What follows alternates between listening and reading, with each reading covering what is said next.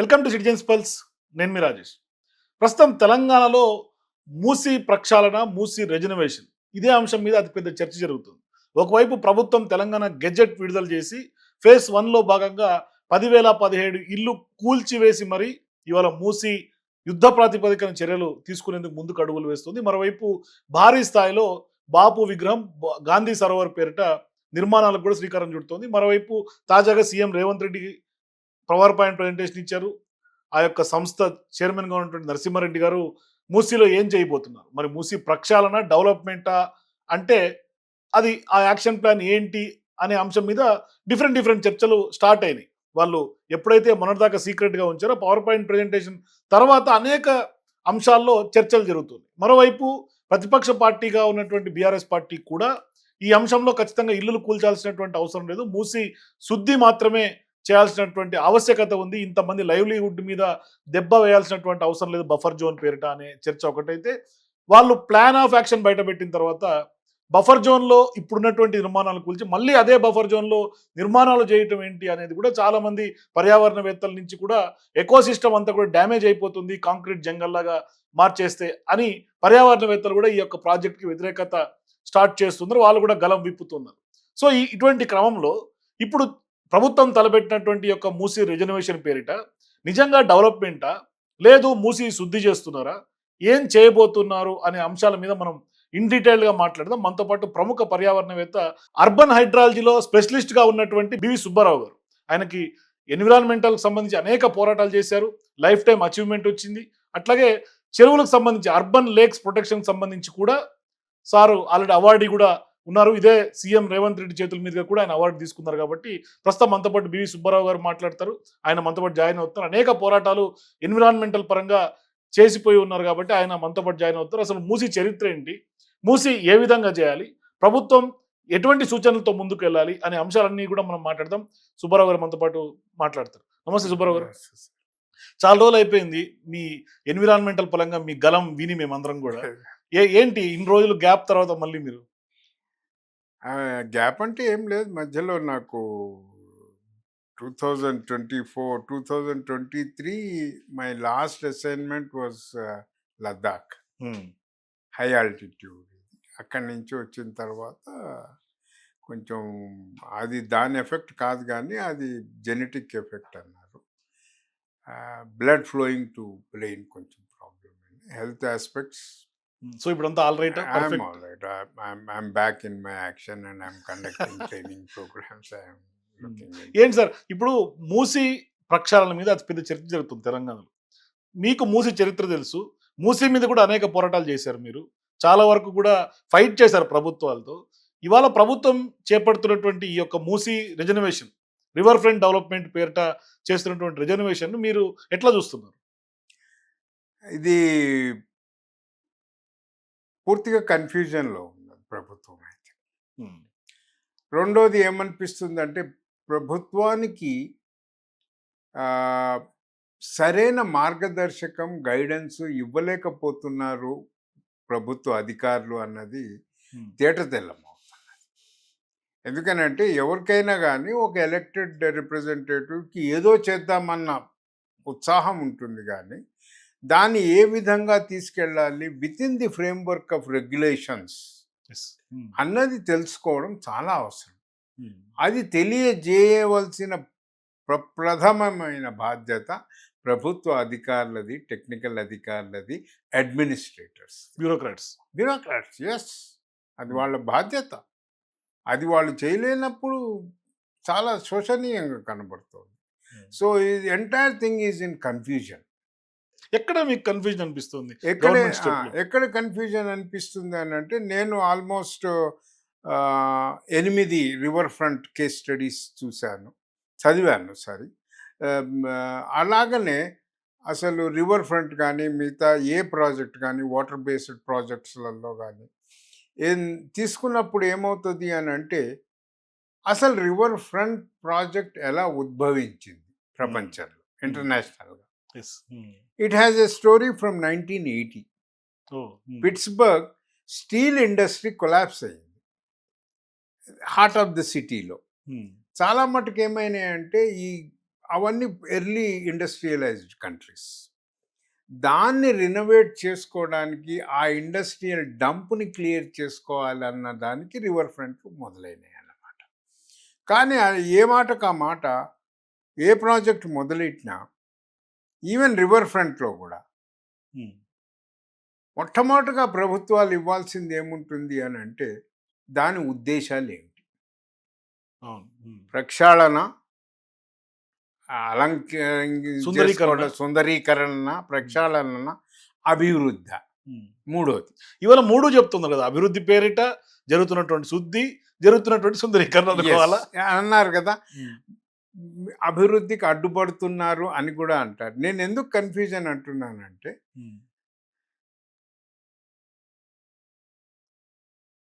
ప్రక్షాళన అభివృద్ధిలో భాగమా? హ్మ్. That should be. యెస్. హ్మ్. ఎందుకనంటే అభివృద్ధి నేను 2000లోనో అంతకుముందు 1990లో పర్యావరణ పుస్తకం రాసినప్పుడు కూడా అనుకున్నదంటే అభివృద్ధిలో మొట్టమొదటి పారామీటర్ ఏమిటి అని అంటే క్వాలిటీ ఆఫ్ ది లైఫ్. అవును. హ్మ్. మనం చేసే అభివృద్ధి కార్యక్రమంలో జీవన నాణ్యత పెరుగుతోందా? హ్మ్. ఓకే. రెండోది వనరుల సామర్థ్యం పెరుగుతోందా? ప్రక్షాళన జరుగుతోందా? హ్మ్. 3 ఎటువంటి ఇన్నోవేషన్స్ వస్తున్నాయి? అవును. హ్మ్. హ్మ్. ఇలాగా ఉద్దేశాలు ఇవ్వడం చాలా అవసరం. ఎందుకంటే ప్రతి అభివృద్ధి కార్యక్రమానికి ఏమవుతుందంటే ఇలా ఉద్దేశాలు ఇవ్వకపోతే టార్గెట్స్ ఉండవు, గోల్ ఉండదు. అవును. హ్మ్. ఉదాహరణకి చాలామంది ఏమంటున్నారంటే మా అహ్మదాబాద్‌లోది ఆహ్, సబర్మతి. సబర్మతి రివర్ దాన్ని చూసొచ్చాం. అవును. సీఎల్ చూసొచ్చామన్నారు. హ్మ్. Sabarmati river number 1 priority objective is reducing the floods. హ్మ్. బహుశా అదే కారణం మూలంగా ఎంక్రోచ్‌మెంట్స్‌ని వాళ్ళు తీసి ఉండొచ్చు.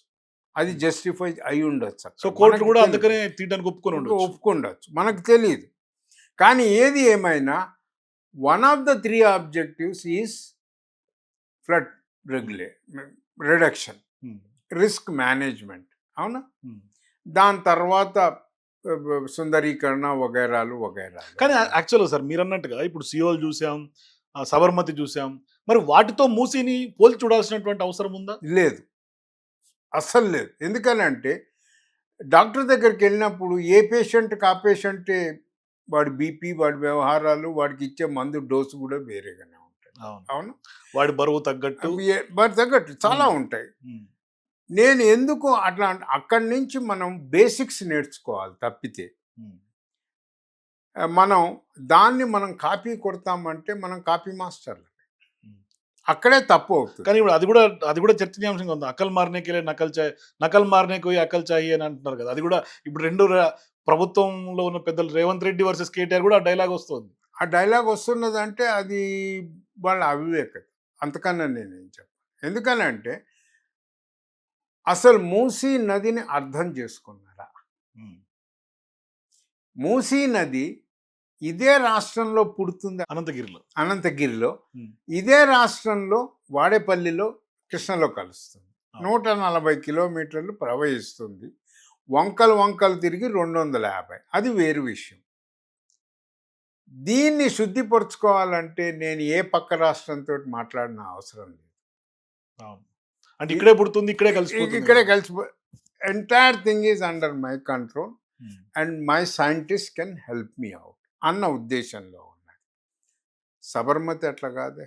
హ్మ్. మిగతా మహారాష్ట్రలో ఇంకో ప్రాజెక్ట్ ఉంది. అస్సాంలో కూడా ఓ ప్రాజెక్ట్. సియోల్‌లో ఏముందో మనకు తెలీదు. అది కల్చరల్‌గా కూడా very different place. I yes. Do not want to comment. అక్కడ మళ్ళీ ఎన్విరాన్మెంటల్ చేంజెస్ కూడా డిఫరెంట్‌గా ఉంటాయి. వేరుగా ఉండొచ్చు. హ్మ్. నేను అడిగేది ఏమిటంటే మూసీ మనం ముందుగా ఎనీ రివర్ ఫ్రంట్‌లో మూసీ గురించి దాని భౌగోళిక అంచనాలు తెలుసుకోవాలి. హ్మ్. అక్కడ పడే వర్షపాతాలు తెలుసుకోవాలి.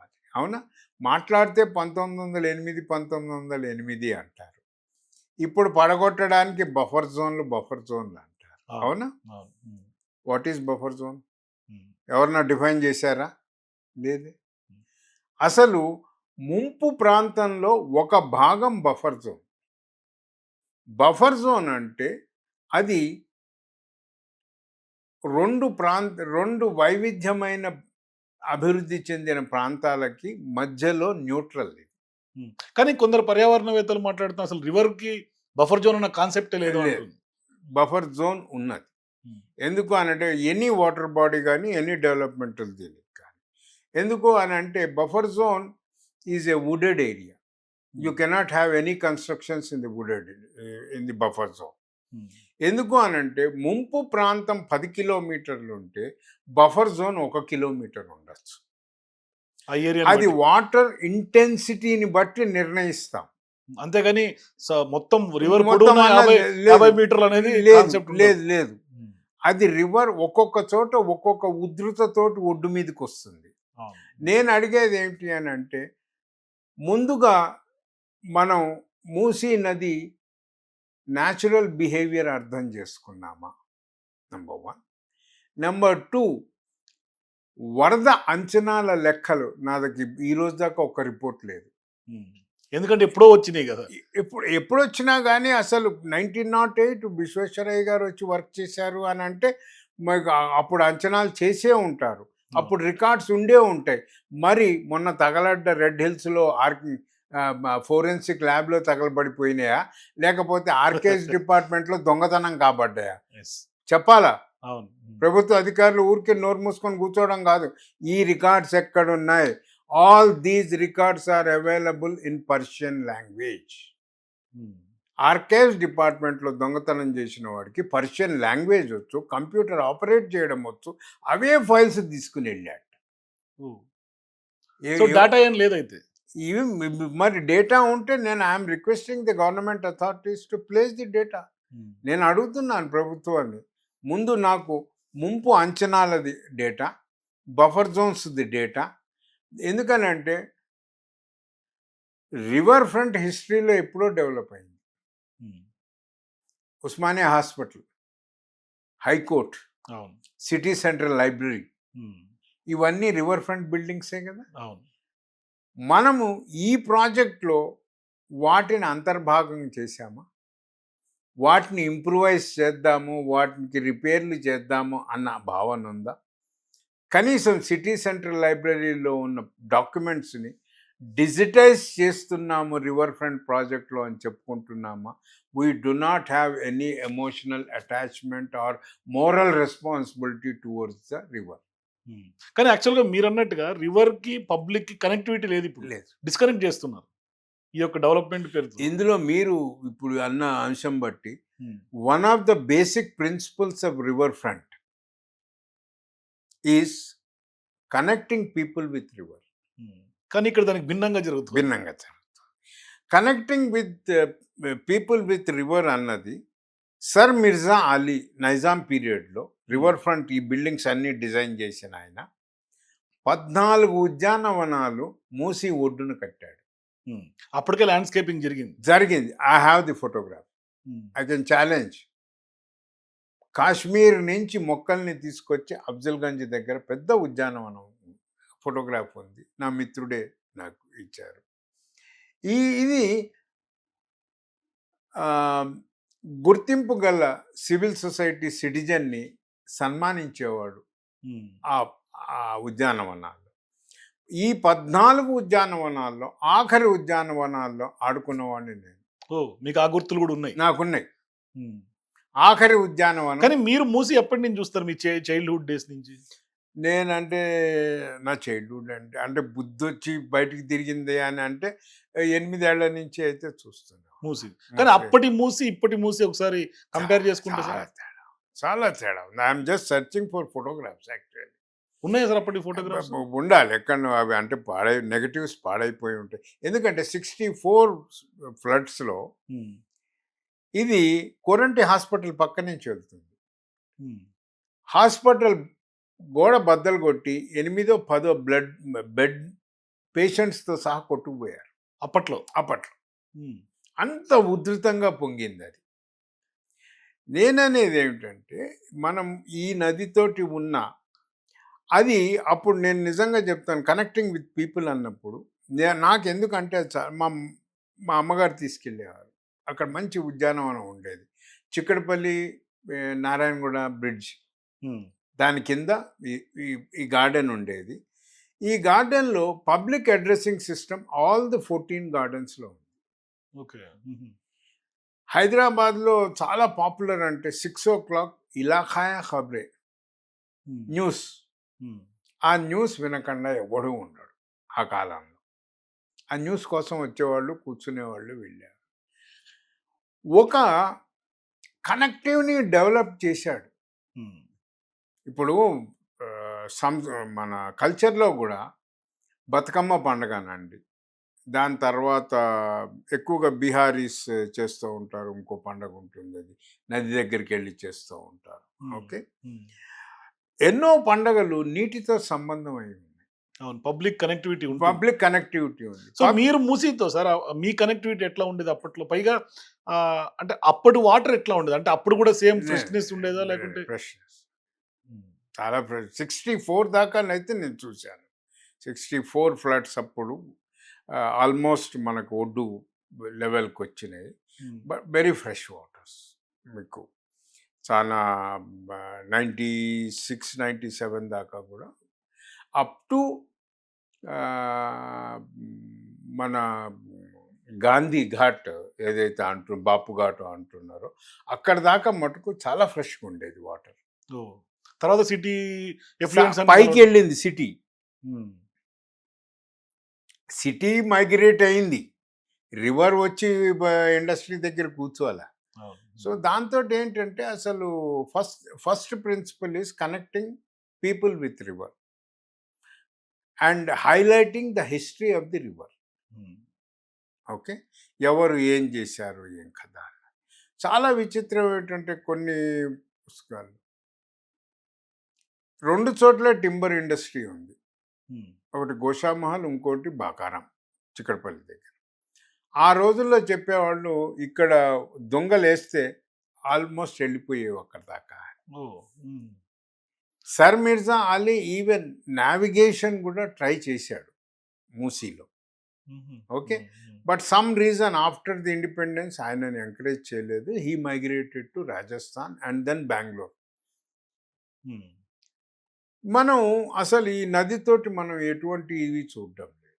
ఇంకో నేననేది ఏమిటంటే ఇక్కడే పుట్టి ఇక్కడే అది కృష్ణలో కలుస్తున్న నది. హ్మ్. మనకు పూర్తి స్వేచ్ఛ ఉంది ఈ నదిని కాపాడుకోవడానికి. అవునా? హ్మ్. అనంత పద్మనాభ టెంపుల్ గురించి ఎవరు మాట్లాడరండి. మూసి అక్కడ ఒక ఊట రూపంలో ఉంటుంది. అవును. హ్మ్. కదా! హ్మ్. అంటే అసలు నది ఎలా ఉద్భవిస్తుంది అని రాబోయే తరాలకు మనం ఎడ్యుకేట్ చేయలేమా? అవును. హ్మ్. Entire river has 4 phases. హ్మ్. బాల్యం, యవ్వనం, మధ్య మిడిల్ ఏజ్, హ్మ్. దాని తర్వాత అది పోవడం. హ్మ్. మరి మనం వీటిని అనంతగిరి నుంచి మొదలెట్టుకుంటే బాపు ఘాటు, సంగం. హ్మ్. మనం ఈ ఈ ఈ ప్రాంతంలోనే ఎన్నో కల్చరల్ సెంటర్స్ ఉన్నాయి. ముఖ్యంగా నాకు బాగా జ్ఞాపకం ఉన్నది చిన్నప్పుడు అనంటే హ్మ్. ఈసా మూసా సంగమం. అక్కడే ఇవాళ గాంధీ ఆ! విగ్రహం రాబోతోంది. కొద్దిగా కిందిదా ఆ! కొంచెం హ్మ్. అనుకోండి అదే ప్రాంతంలో అన్నది. అసలు నదీ సంగమం గురించి ఎవరు మాట్లాడడం లేదు. అంటే త్రివేణి సంగమమే పెద్దదా? హ్మ్. ఇప్పుడు నా నా కల్చర్‌కి, నా ఇదికి నా బిడ్డ నాకు ప్రేమ. అసలు ఈ సంఘంని ఉద్ధరిస్తాము అని ఎవళ్ళు అనడం లేదు. అక్కడ అవునా? గాంధీ గారి విగ్రహం పెడతాం అంటున్నారు. మాకు అనవసరం. మీరేం చేస్తారు, ఏం కథ అన్నది. ప్రిన్సిపల్స్ ప్రకారంగా develop, reconnect people with reverse. Rejuvenate the river. హ్మ్. ఓకే. దాని తర్వాత వచ్చి ఏమున్నదంటే మీరు నాన్ ఫ్యూయల్ వెహికల్స్‌ని, ట్రాన్స్‌పోర్ట్‌ని డెవలప్ చేయండి. రివర్ ఫ్రంట్‌లన్నీ గూడా జాగింగు, ట్రాకర్సు, రన్నర్స్‌కే హ్మ్. మీరు ఎక్కడ చూసుకున్నా. అంతేగాని మొన్న ఒక ఆర్టికల్ వచ్చింది. ఈ రూట్‌లో హాఫ్ అన్ అవర్ ముందెళ్తామని. కట్టె పొయ్యల మీద వండుకుంటూ మనం మళ్ళీ ఈ రివర్ ఫ్రంట్‌లో కార్‌లేసుకుపోతామని ఎందుకు మాట్లాడుతున్నారు? Hmm. Can't we develop non fuel transport system here? London లాంటి స్ట్రీట్స్‌లలోనే గుర్రపు బగ్గీలున్నాయి. హ్మ్. మనం రివైజ్ చేయడానికి ఏమొచ్చింది? నామోషీ వచ్చిందా? యెస్. హ్మ్. మనం ఎ ఏం తీసుకురాగలుగుతామన్నది ఆలోచన చెయ్యాలి. హ్మ్. అభివృద్ధి, అభివృద్ధి అంటున్నారు. ఒకటి నీటి ప్రక్షాళన. ఉన్నదే 140 కిలోమీటర్లదంటే అందులో 56 కిలోమీటర్లు నేను వృద్ధి చేస్తా అంటున్నా. 56 కిలోమీటర్ల పైన చేవెళ్లలో సిక్ కెమికల్ ఇండస్ట్రీస్ కట్టడాన్ని నుంచి పాషమైలారం నుంచి షిఫ్ట్ చేశారు. మరి ఆ ఇండస్ట్రీ పొల్యూషన్ ఇక్కడికి రాదా? హ్మ్. మరి ఎవరు ఆలోచన చేయడం లేదు అసలు. రిసార్ట్స్ అంటున్నాం. ఇక్కడికి రాదా? జియో 111 అసలు ఈ రోజుకి కూడా మనం బలోపేతం చేయడం లేదు. అవును. హ్మ్. అక్కడ ఇల్లీగల్ స్ట్రక్చర్ గురించి మనం మాట్లాడడం లేదు. ఎంత మురుగు నీరు ఆల్రెడీ వస్తోంది జంట జలాశయాల్లో. మరి కానీ ఇవాళ ఎస్టీపీలు భారీగా 31 ఎస్టీపీస్ ప్లాన్ చేయటం, తర్వాత దాని నుంచి వచ్చే వాటర్‌ని గూడా ఇండస్ట్రియల్ దానికి తరలించడం, ఇవన్నీ గూడా ప్రభుత్వం చాలా ప్లాన్స్ చెప్పినియి. చెప్తుందండి. ఏమన్నా చెప్తది. అక్కడున్న ఆఫీసర్లు రోజు బుర్ర తింటూ ఉంటే ఇలాంటివే చెప్తుంది. No STP is functioning. Hmm. నేను ఉదాహరణకి చెప్తా. ఎస్టీపీలే చాలా బాగా పనిచేస్తే గుర్రం డెక్క చెరువుల్లో ఉండదు. యెస్. హ్మ్. క్లాసిక్ ఎగ్జాంపుల్ ఇప్పుడు మిరాలం ట్యాంక్‌కి కూడా ఏదో ఉయ్యాల జంపాలు కడుతున్నారక్కడ. మిరాలం ట్యాంక్‌లోనే గుర్రం డెక్క ఉంది. మిరాలం ట్యాంక్‌లోనే ఎస్టీపీ ఉంది. హ్మ్. ఎస్టీపీ హుస్సేన్ సాగర్‌లో లేదా? మరి హుస్సేన్ సాగర్ ఎందుకు అంత కంపు కొడుతోంది? అవును. హ్మ్. We have to re-evaluate the STP technology. And second అంటే thing, what extent it is working అనేది గూడా చూడాలి. చూడాలి కదా! హ్మ్. ఎవాల్యుయేషన్ రిపోర్ట్స్ ఉంటే బయట పెట్టండి. హ్మ్. ఇంకొకటి ఏమున్నదంటే ఎంతసేపు ఎస్టీపీ కొందరు ఈటీపీలు కావాలంటున్నారు. ఈ టెక్నాలజీ పైన టెక్నాలజీ అడుగుతున్నారు. హ్మ్. ఈ టెక్నాలజీ రన్ చేయడానికి ఎలక్ట్రిసిటీ ఉందా? హ్మ్. దీనికి ప్రత్యాయ మార్గాలు లేవా? సో, న్యాచురల్ సొల్యూషన్స్ అన్నది ఫ్రెంచ్ ఎంబసీ 2 నెలల పాటు ఎంతో కష్టపడి వాలంటీర్లని, ఆర్కిటెక్ట్‌లని పెట్టి natural systems in the river అన్నది తీసుకొచ్చింది. ప్రభుత్వానికి ఇచ్చింది. హ్మ్. ప్రభుత్వ అధికారులు చూడకుండానే వాటిని చెత్తబుట్టలో పడేశారు. ఫ్రెంచ్ ఎంబసీ ఇస్తే. ఇప్పుడు ఎవరిస్తే మాకెందుకండి? హ్మ్. ఓకే. అది కాకుండా 9 ఆర్గనైజేషన్స్ వచ్చాయి. ఏది న్యాచురల్ సొల్యూషన్స్ ఇవ్వడానికి. హ్మ్. ఇంతకుముందు ప్రభుత్వం అప్పుడు. అప్పటి కమిషనర్ హెచ్ఎండిఏ 9 ఆర్గనైజేషన్స్‌కి 9 సైట్స్ ఇచ్చారు. I I request through your channel that government please place those evaluation reports of that. హ్మ్. అప్పుడు ఇచ్చిన రిపోర్ట్స్ ఇప్పుడు బయట పెట్టాలి. ఏమున్నాయి? ఎక్కడున్నాయి? వాళ్ళు వాళ్ళు ఏడాది పనిచేశారు చెరువుల పైన, హ్మ్. ఈ నాలాల పైన. Please give me that. Yes. హ్మ్. మనం టెక్నాలజీని వాలిడేట్ చేయట్లేదు. హ్మ్. ఓకే. మనం టెక్నాలజీ మీద టెక్నాలజీలని మాట్లాడుతున్నాం. మనం డెవలప్ చేస్తున్న ల్యాండ్‌స్కేప్‌లో అన్నిటికన్నా పెద్ద మూర్ఖత్వం ఆఫీసర్ నేను చూస్తున్నది. నేను ఇంజినీరింగ్ స్టాఫ్ కాలేజీలో ఉండగా సీనియర్ ఎస్సీ జీహెచ్ఎంసీ ఆయన పోరస్ కాంక్రీట్ మీద చాలా చూపించాడు. హ్మ్. అంటే వర్షం నీళ్లు భూమిలోకి పోయేవి.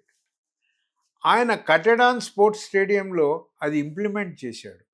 ఆయన్ని మూసీ ప్రాజెక్ట్‌లోంచి తీసేశారు. ఇప్పుడు. ఇప్పుడు ఓహ్!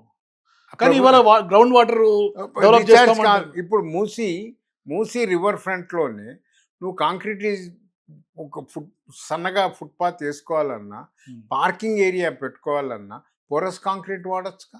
యెస్. హ్మ్. ఆ టెక్నాలజీ నాలెడ్జ్ ఉన్న వాడిని నువ్వు తీసి అవతల పారేసావు.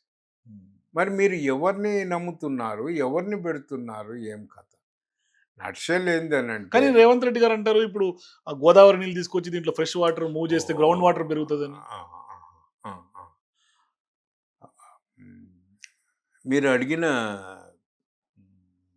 ఇది ప్రశ్న రూపంలో అడిగారు కనుక ఉమ్, ఇది ఎలా ఉందంటే చాలా మటుకు ఏమంటున్నారు గత ప్రభుత్వం నుంచి మీరేం కంగారు పడ మేము గోదావరి నీళ్ళు తెచ్చేస్తాం. అదే వరంగల్ కొంప ముంచి. ఉమ్, ఎందుకనంటే వరంగల్ చెరువులకి దాని పరివాహిక ప్రాంతాలు ఉన్నాయి. దానికి పడే వర్షం పడుతోంది. ఆ నీళ్ళని ఎక్కడ పోస్తావు? ఉమ్, ఇప్పుడు గోదావరి నీళ్ళు ఇక్కడికి తీసుకొస్తే ఏమవుతుంది? చిన్న ఉదాహరణ చెప్తాను నేను. ఎవరన్నా ఆఫీసరు టిబెట్కి వస్తాను అని అంటే ఎక్కడికి రమ్మన్నా ఐఎమ్ రెడీ. ఉమ్, ఏది అడుగుతున్నా అంటే ఈ ఎండాకాలంలో మనకు మురుగునీరు వర్షం నీరు ప్రవహించేది ఒకటే నాల కదా. అవును, అన్ని క్లబ్ అయ్యి కలిసిపోతుంది. అన్ని అన్ని అందుకే దాన్ని కంబైన్డ్ సీవర్స్ అంటున్నాం. Um, okay, biggest challenge 21st centuries is how to address combined sewers yes. అన్నారు. సీవర్ వేరే వర్షం నీరు వేరే అంటారు. అసలు వర్షం నీళ్ళు ఒడిసిపట్టుకునే కల్చర్ లేదు మన దగ్గర. లేదు లేదు, పోయింది అది. ఉమ్, నేను అడిగేది ఏమిటంటే ఈ ఎండాకాలం వర్షం నీరు మురుగునీరు వెళ్ళే నాల 80% మురుగునీరుతో ఉంది. అవును. ఇంకా వర్షం నీరు ఎక్కడి నుంచి వస్తుంది? ఉమ్, అందుకే పొంగి పొర్లుతున్నాయి. అవును. అవునా? ఈ వర్షం నీరునే అకామిడేట్ చేయలేని వాటర్ ఇన్ఫ్రాస్ట్రక్చర్ అడిషనల్గా బారోడ్ వాటర్స్ని ఎక్కడికి పెడుతుంది? ఉమ్,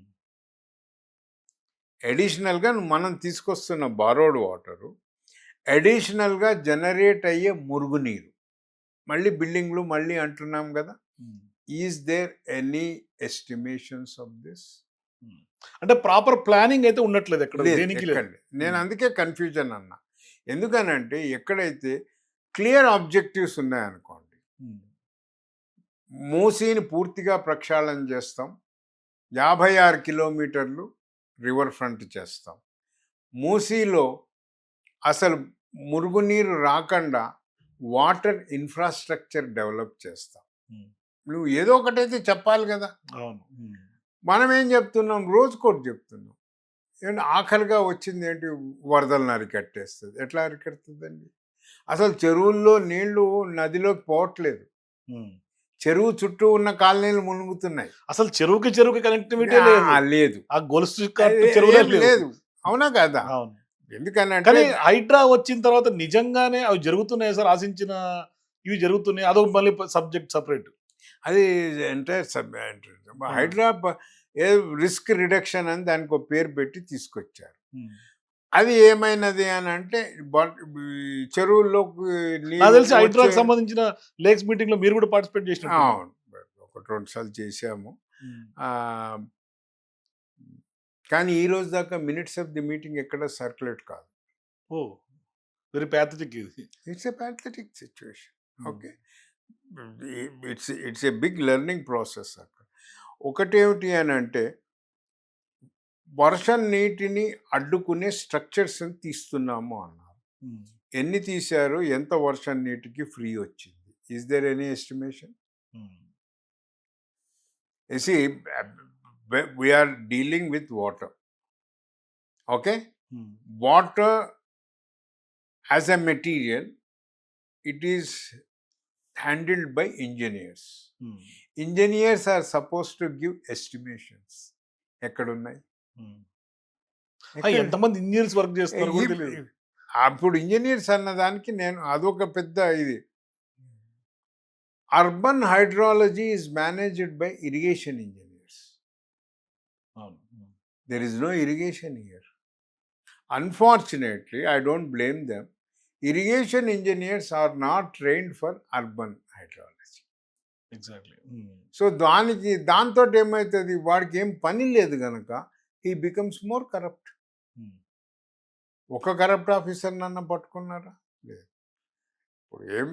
అంటే నా పాయింట్ ఏంటంటే సార్, హైడ్రా వచ్చిన తర్వాత చెరువులు ఆశించిన మేర చేయగలుగుతోందా? లేదు ఇప్పుడు బతుకమ్మ కుంట లేదంటే ఇప్పుడు చెప్తున్నటువంటి ఎల్లమ్మ చెరువు ఇదేనా వాళ్ళు ఎక్స్పెక్ట్ చేసిన చెరువులు అంటే చుట్టూ రాతి కట్టడాలు కట్టి పూడికలు తీయటం ఇదే దాని మెయిన్ గోలా అంటే లేకుంటే ముఖ్యంగా ఏమవుతుందంటే అట్లాంటి సంస్థ పెట్టినప్పుడు ప్రభుత్వం కొన్ని పైలట్ ప్రాజెక్ట్స్ తీసుకుంటుంది. ఉమ్, ఇప్పుడు పైలట్ ప్రాజెక్ట్స్ తీసుకున్నప్పుడు there is a criteria for that. Number one, pilot project అంటే ఈస్ట్ వాటర్ షెడ్లో దీన్ని కొంచెం నార్త్లో ఇది సమ్ క్రైటీరియా ఉండాలి. క్రైటీరియా ప్రకారంగా పైలట్ ప్రాజెక్ట్స్ చేసినప్పుడు, ఎందుకంటే ఒక డిపార్ట్మెంటు ఒక సంస్థ it cannot handle. Um, um, గవర్నమెంట్లో ఎప్పుడు కూడా impact, replicability and sustainability, these are the 3 factors. Um, ఈ 3 రావాలి అని అంటే పాలసీ ఉండాలి. Okay, HYDRAA can give guideline um, with the experience and a guideline manual to move on. Um. అంతేనే కానీ ఇప్పుడు సడన్గా ఒక సంస్థ నుంచి వాళ్ళ everything we cannot expect from them. కాదు సార్, ఎందుకంటే రీసెంట్ టైమ్స్ లో కూడా high court n number of times warnings ఇస్తూ వెళ్తుంది హైడ్రాకి, కానీ ఎక్కడా కూడా పట్టించుకున్నటువంటి దాఖలాలు లేవు. కోర్టు ఆర్డర్స్ కూడా డిసోబే చేసుకుంటూ పోతున్న సందర్భాలే ఉన్నాయి మెజారిటీ సందర్భాల్లో. అది అన్ఫార్చునేట్ థింగ్, ఎందుకు అవుతున్నాయి అన్నది అది. కానీ నా సజెషన్ ఏమిటి అని అంటే they should create, it's a learning process, they should create and experiment a pilot projects so that they can come out with a policy document placed before the people. ఇవన్నీ అవుతున్నాయి, చాలా మటుకు క్వశ్చన్స్ రేజ్ అయ్యాయి, వాటికి answers కావాలి కూడా. ఇది కాకుండా the basic issue is ignored, whether it is Musi project or lakes project. ఎందుకంటే లేక్స్ నీళ్ళే చెరువుల్లోకి, కాలువల్లోకి రావాలి, నదిలోకి. అవునా? Are we addressing quality issue? ఏమవుతున్నదంటే అన్నిట్లో మూసీలో కానీ చెరువుల దాంట్లో కానీ ఇంటర్సెప్షన్ అండ్ డైవర్షన్. అంటే ఇప్పుడు ఈరోజు మూసీ పని ఎందుకుందిరా అలాగా అని అంటే ఓన్లీ బికాస్ ఆఫ్ డైవర్షన్స్. 20 చెరువులు అలుగులు పగలగొట్టారు. అవును, కొన్ని చెరువులకు అలుగులు కూడా లేవు, తీసేసినారు అన్ని. ఏమవుతున్నది? డైవర్ట్ చేస్తున్నాం మేము, వాళ్ళు చెప్పేవాళ్ళకన్నా వినేవాళ్ళకి మనకన్నా. ఇది వాళ్ళు ఎలా చూస్తున్నారంటే ఉప్పల్ కింద నుంచి బతుకుతున్న జనాలు మనుషులు కారు, వాళ్ళకి హ్యూమన్ రైట్స్ లేవు. మనం వేసే డంప్ అంతా కూడా వాళ్ళకి వదిలేయచ్చు. Do we have a right to divert untreated water to the river system? Okay, ఇవాళ మనం only it is passing through Telangana. అందుకనే మూసీ ప్రక్షాళన అవసరమే, శుద్ధి అవసరమే. కానీ రేవంత్ రెడ్డి గారు చెప్పిన శుద్ధి ఇల్లు కూల్చి మరీ చేయటం అనేది అవసరమా? గాంధీ విగ్రహం పెట్టడం అవసరమా? ఇది చర్చ. అది ఏమవుతున్నది అనేటప్పటికీ అసలు ఉద్దేశాలు, ప్రిన్సిపల్స్ లేకపోవడంతో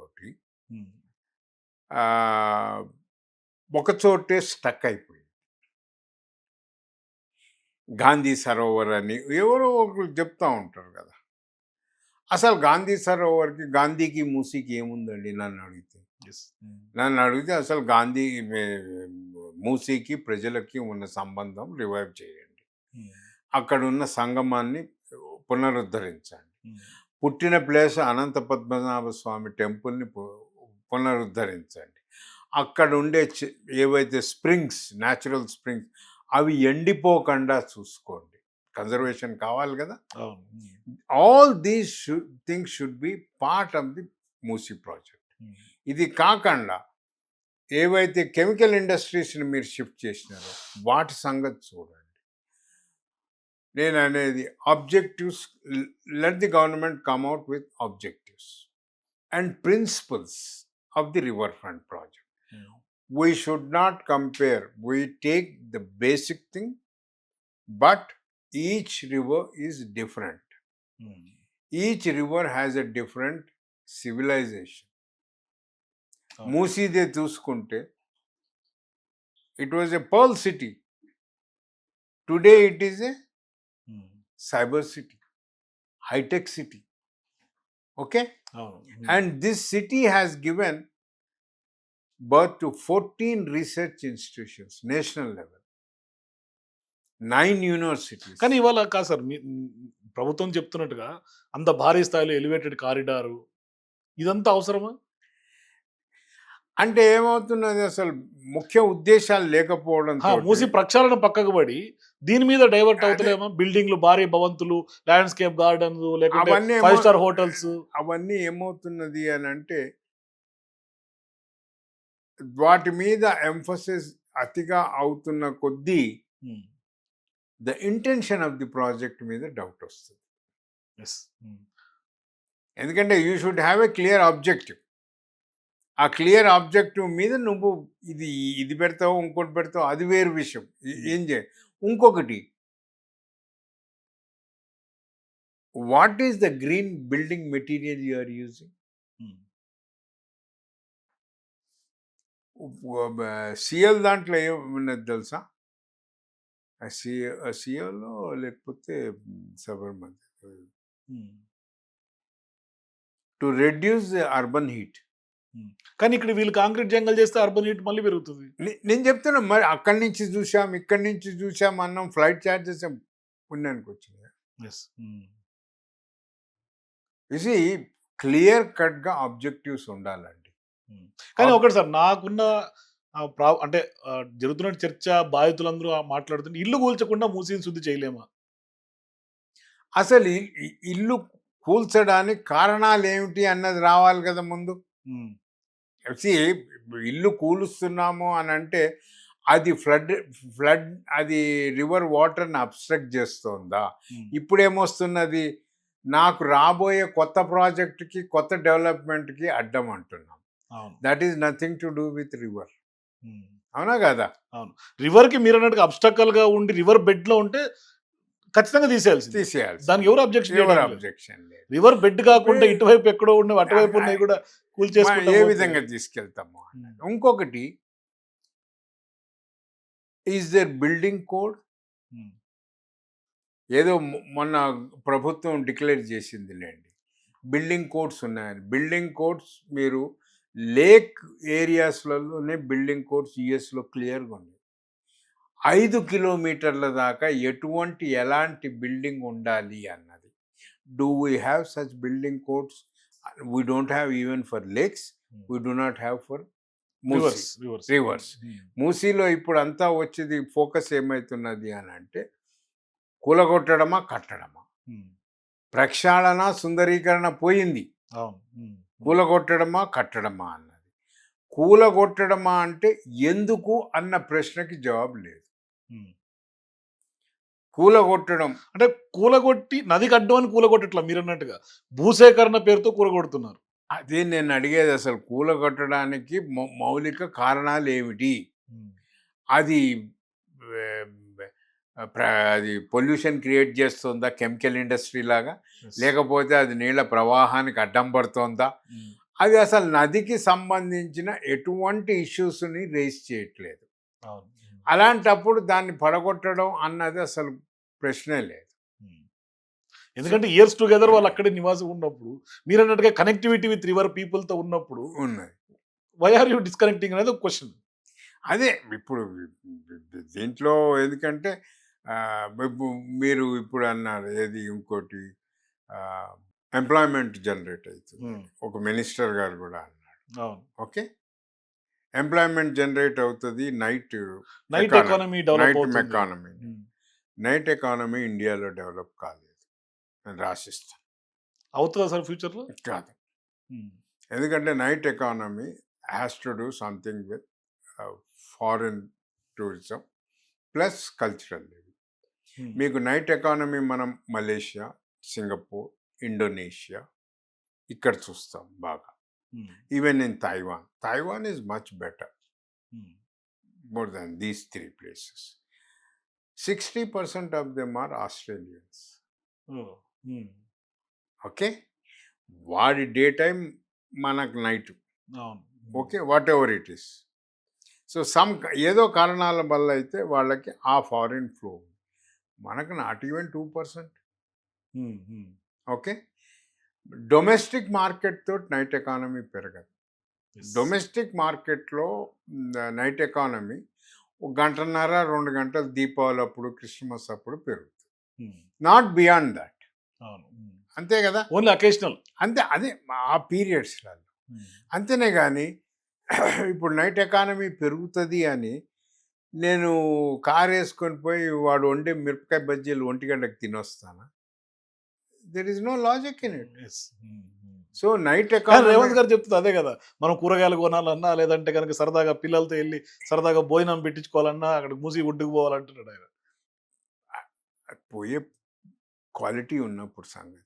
కానీ నైట్ ఎకానమీ అన్నది ఇంకొకటి ఏమిటంటే, నైట్ ఎకానమీ ఎక్స్పెరిమెంట్ సిటీలో జరగలేదా? శిల్పారామంలో ఏం చేశారు? అవును, నైట్ ఎగ్జిబిషన్, నైట్ ఎక్స్పో ఉంటుంది. ఉంది కదా, ఉంది. ఎంత ఎకానమీ క్రియేట్ అవుతుంది? Just give me records for last 5 years.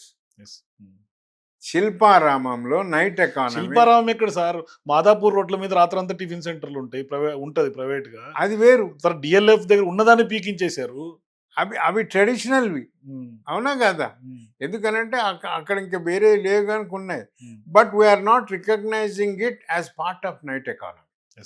Only Shilparamam is officially record. Officially recorded. Okay, అదర్వైజ్గా ఇన్ఫార్మల్గా బై డిఫాల్ట్ నైట్ ఎకానమీ జరుగుతున్నది.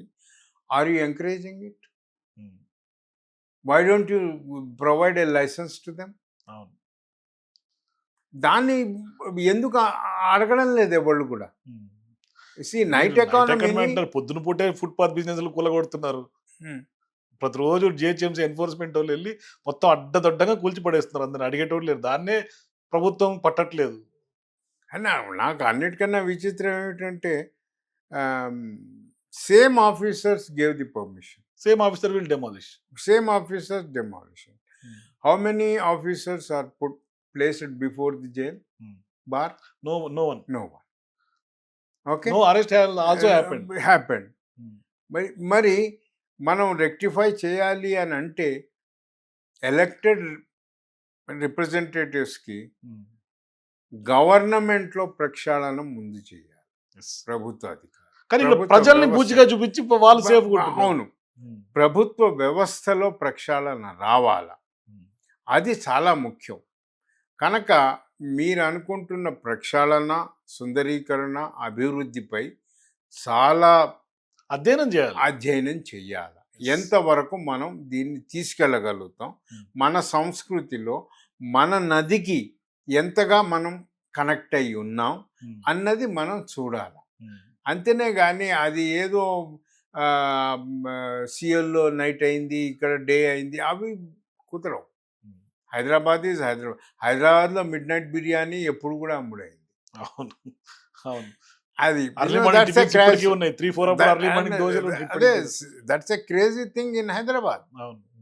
But did we recognize it అఫీషియల్గా?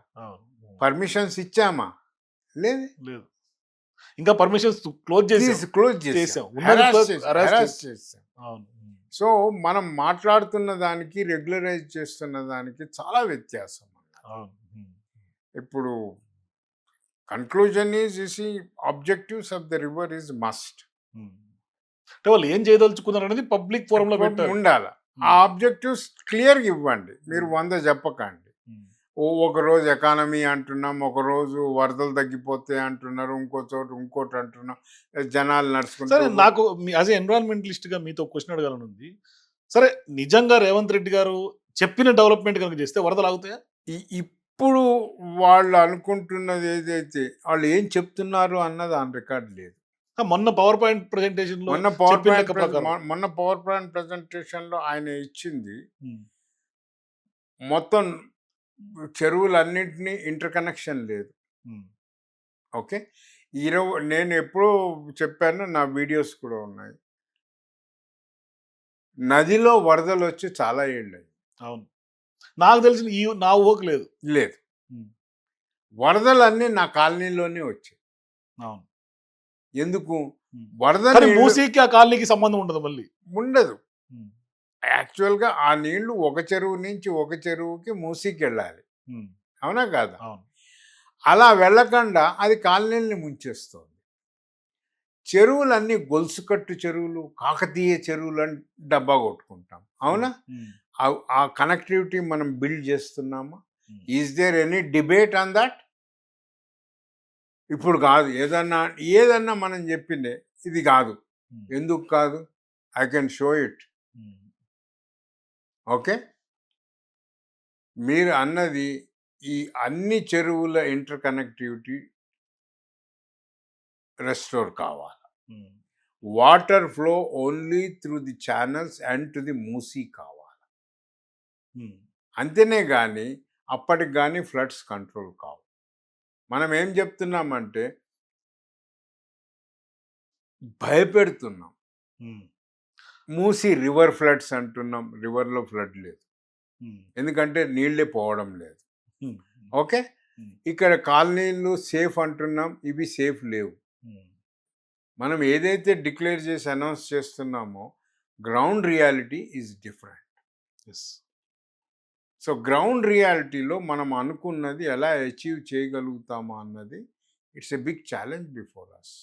కానీ మీరు అన్నట్టుగా ఫ్లడ్ మేనేజ్మెంట్ సిస్టమ్ అనేది ప్రాపర్గా విత్ గోల్స్ తో పాటుగా మనం వెళ్ళాలి. కన్స్ట్రక్ట్ మన చేసుకోవాలి. గోల్స్తో పాటుగా నేను అనేది ఏమిటంటే ఫైనల్ ఇది sir this is the only river in our state. Okay.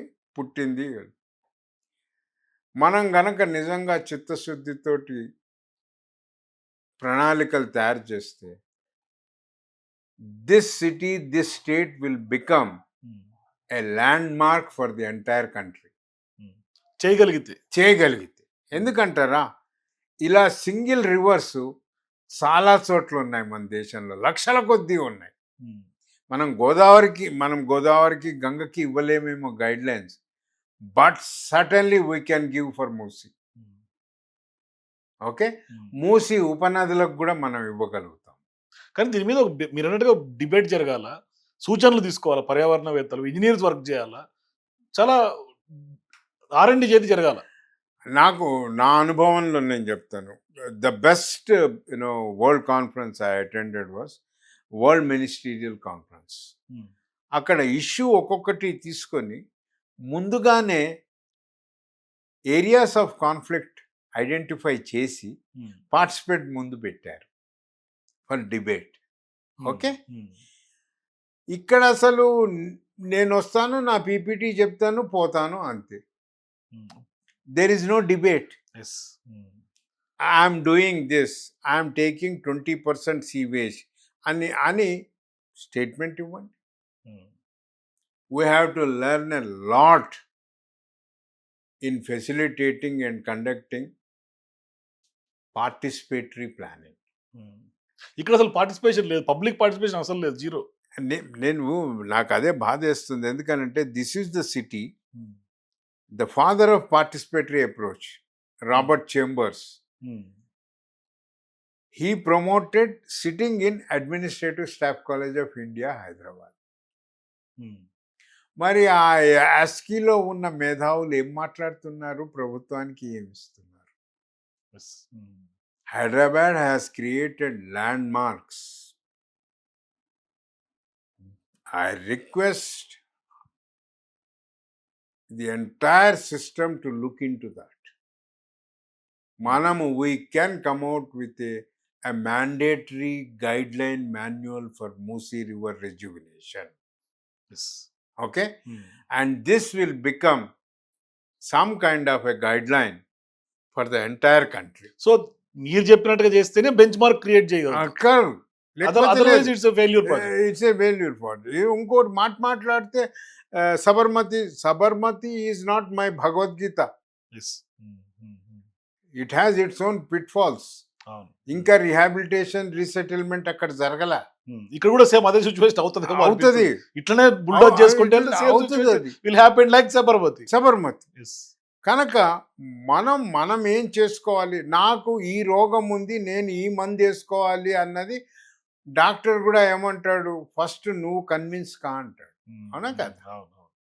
మరి చూద్దాం సార్ ఏం చేస్తుందో ప్రభుత్వం. సో ఇది పర్యావరణవేత్త బివి సుబ్బారావు గారితో సుదీర్ఘమైనటువంటి ఇంటర్వ్యూ. కాబట్టి ఖచ్చితంగా ప్రభుత్వంలో ఉన్నటువంటి పెద్దలు కూడా ఖచ్చితంగా ఒకసారి కనువిప్పు కలగాల్సినటువంటి అవసరం ఉంది. ప్రజలతో కనెక్టివిటీ పెంచాల్సినటువంటి అవసరం ఉంది. సో మీరు కూడా మూసీకి సంబంధించినటువంటి వ్యవహారంలో మీ అభిప్రాయాలు కూడా కింద నాకు కామెంట్స్ తెలియజేయండి. For more videos please watch citizens pulse.